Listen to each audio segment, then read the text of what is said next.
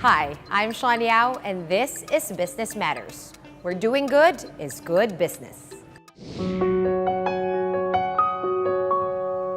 A home is the most important component for a healthy family as it acts as a source of refuge, place of solitude, comfort, and safety.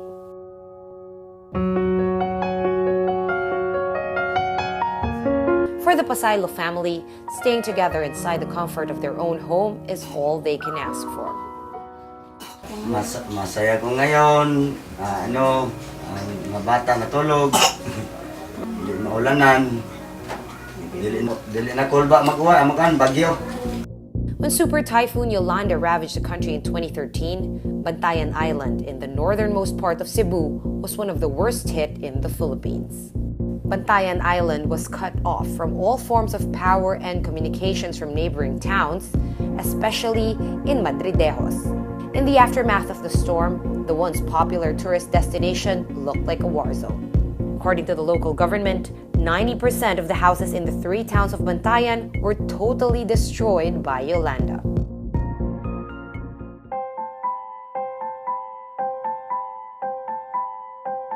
It's been 3 years since Super Typhoon Yolanda made landfall in Bantayan Island, but the memory of its destruction and devastation still haunts the island's residents up to this day. Hilda Pasaylo and her husband can still vividly recall the gust and rain brought about by the typhoon, demolishing their home for more than 15 years in just mere minutes.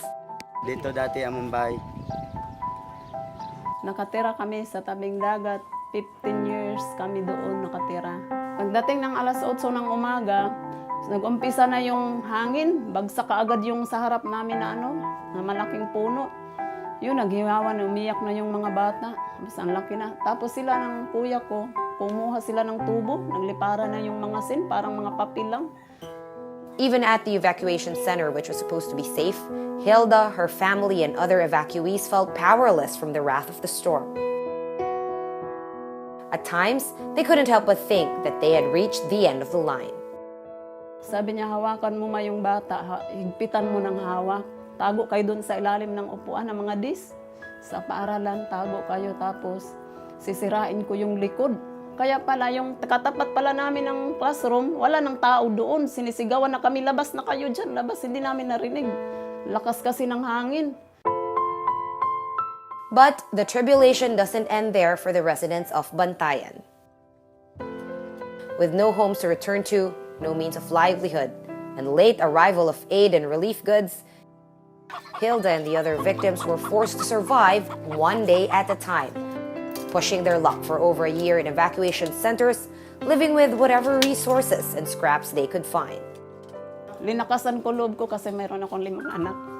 Sabi ko na, nang darating din ang panahon na may tao na tutulong sa amin na ganito na makatayo kami pabalik. Filipinos are known to be tough as nails. Even with the strongest of storms, the Filipino spirit remains tough and enduring. This became the driving force of Hilda and her husband to persevere through the challenges brought upon by the storm, which would normally break the weakest of hearts. Sabi ko sa sarili ko, tatayo ako, hindi ko papayagan na habang buhay ganito kami. Ayoko na ibalik ang mga anak ko dito. Kasi gusto ko matulog ng mahimbing ang mga anak ko nga hindi niya kinukubutan, hindi niya itakbo kung mayroon hangin at saka alon. There's so many people out there that have lost everything and they have nothing. And I have more than what I need. That was the burden. I felt even convicted. The Lord was saying, what did you do? So that is when I realized that I gotta do something sustainable.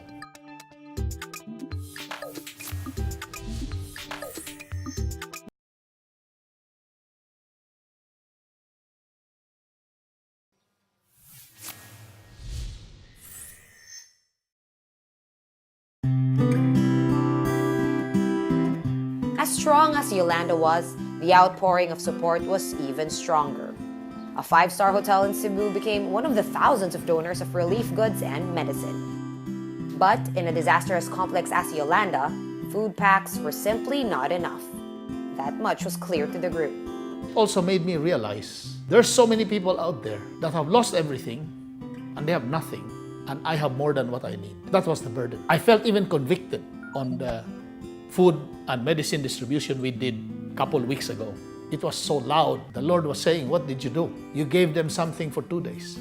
What's next? So that is when I realized that I gotta do something sustainable. They approached an established community development group to come up with a plan to help victims of Yolanda that would do more than just fill up their stomachs for a couple of hours. The first thing they did, they built them houses. Houses that were far from the shore and therefore farther from harm, resilient to disasters, and adheres to the humanitarian standard of building shelters that bring dignity to families who occupy it. So far, they've built 160 houses, 40 each in disaster-hit communities in Bantayan, Cebu, Sagbayan, Bohol, Alang-Alang, Leyte, and Hernani, Samar. On top of that, we want to make sure that these people don't think that they can retire. So we started a mentoring program.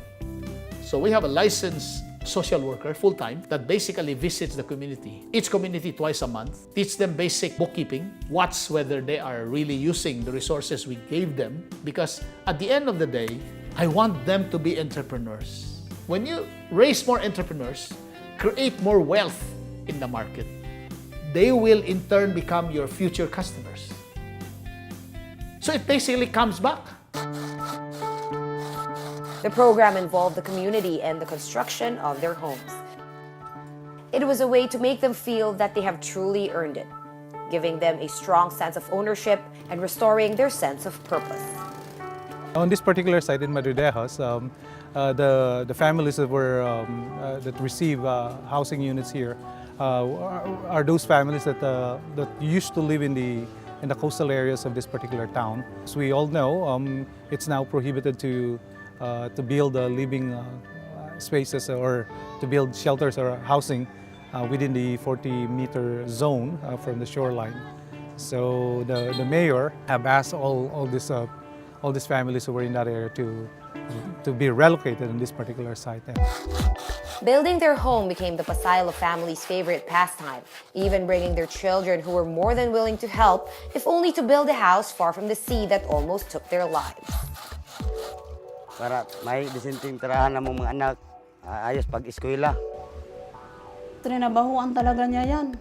Paghirapan ko talaga yun kasi para sa mga anak ko, pasalamat ako nga mayroong hope now na dumating dito na tumulong sa atin. The family moved in December 2014. Just like the Pasaylos, most of the other families relied on fishing to get by. Before Yolanda, they rented boats to be able to fish, and profit from their catch would be significantly cut by the share of the boat owners. And that is something that the group also wanted to address with the rebuild program. Beneficiaries, we came up with this idea of providing them motorized fishing boats. Large enough, about 25-footer boats, large enough to accommodate about 3 or 4 persons on it, and small enough to be managed by a family. Malaking pasalamat namin doon yung dumating dito ang Hope Now, na ganito pala, ganun pala. May tao pa pala nga ganitong mga puso, gininto ang puso daw, tutulong sa atin, mahihirap. The best thing that ever happened is that when my 4 children were small, they all hate me. They all hated me because they all thought that I was a money monster. I started this Hope Now, Yolanda Rebuild program and all of this. I've never experienced the same love that I'm experiencing with my children. And that is something you cannot buy. They love this. That's why this is the dearest to my heart right now.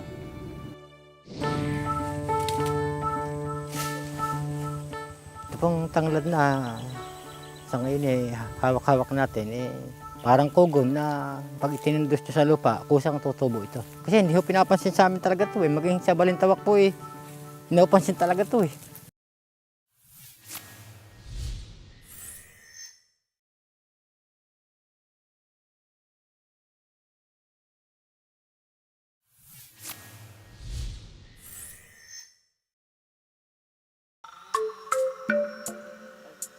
Agriculture has long been the backbone of Filipino culture. Having been blessed by vast fertile lands suitable for farming. Rudy Enteria, a lifelong farmer from Doña Remedios, Trinidad, Bulacan, can attest to the difficulty of being a cultivator. Pero pangkaraniwan ho halos parehas lang eh. Minsan talo pa nga eh. Mamuhunan ka ng 20, baka hindi makabalik. Ngayon dito, hindi naman nakapix kasi yung presyo eh, kaya hindi namin alam yung kita namin. Paswertehan kumbaga.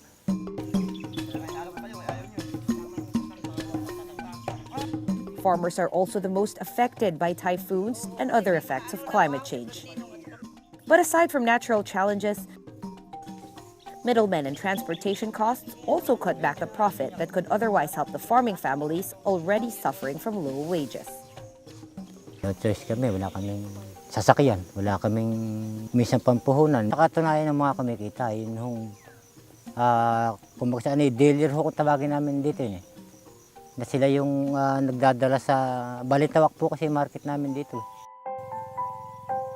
Naisisave pa yung pang ano ngayon eh, pang tuition eh. The vicious cycle almost left Ka Rudy and his family impoverished. Bakit?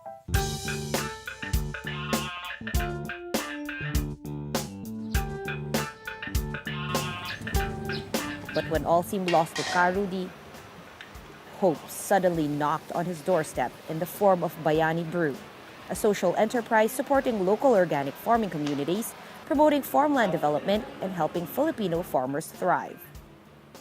We started Bayani Brew back in October 2012. Before that, my co-founders and I, Chilka and Shannon, were all volunteers here in the farm. Back then, the nanays here in the farm were making hot tea or cha for the volunteers and the guests here in the farm.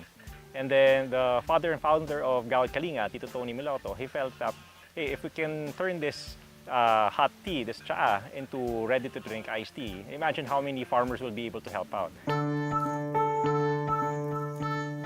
Advocating local leaves such as lemongrass, pandan, and sweet potato tops, Bayani Brew aims to increase the income of subsistence agrarian reform beneficiaries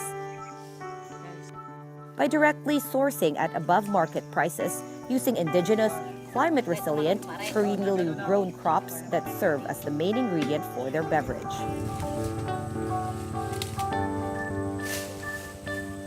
Ito pong tanglad na sa ngayon hawak-hawak natin dito po parang talahib lang po ito eh. Parang kugom na pag itinindus sa lupa, kusang tutubo ito. Nung una po hindi. Kasi hindi ko pinapansin sa amin talaga ito eh. Maging sa Balintawak po pinapansin talaga ito eh. Yun. Thank you, makakauwi na rin. Bawat order 6,000 plus yun eh. Minsan, 2 beses sa buwan. 12,000 po. Malaking bagay po yun sa amin.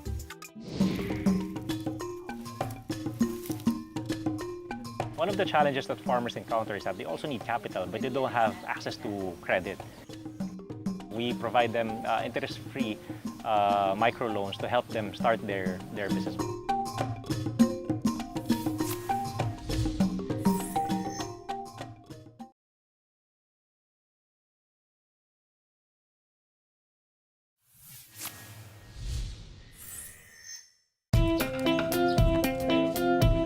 Curiously yummy, ridiculously healthy, and proudly homegrown, Bayani Brew takes pride from its all-natural native ingredients that not only becomes a healthy and alternative drink for consumers to enjoy, but also uplifts farming communities that in turn promote sustainability that help Filipino farmers thrive.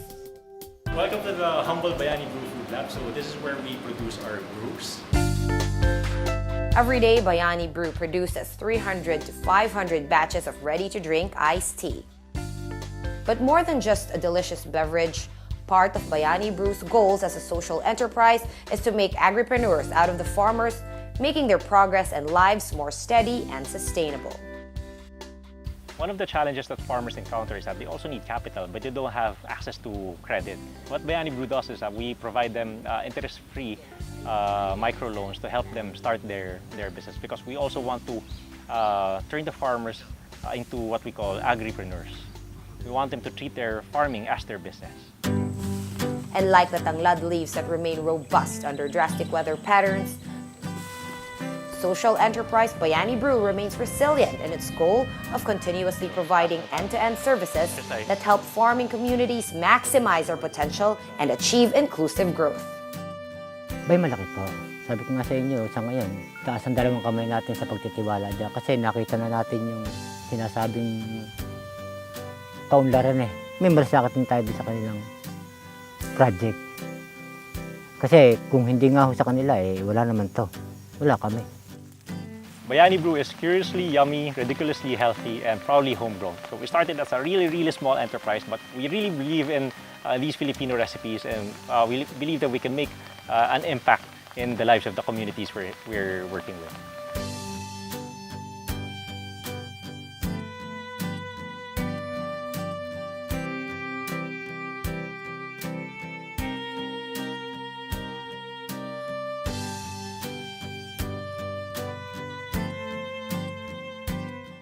Join us again next week as we share more stories of community and people whose lives have changed for the better. Once again, I'm Sean Yao, and this is Business Matters, where doing good is good business.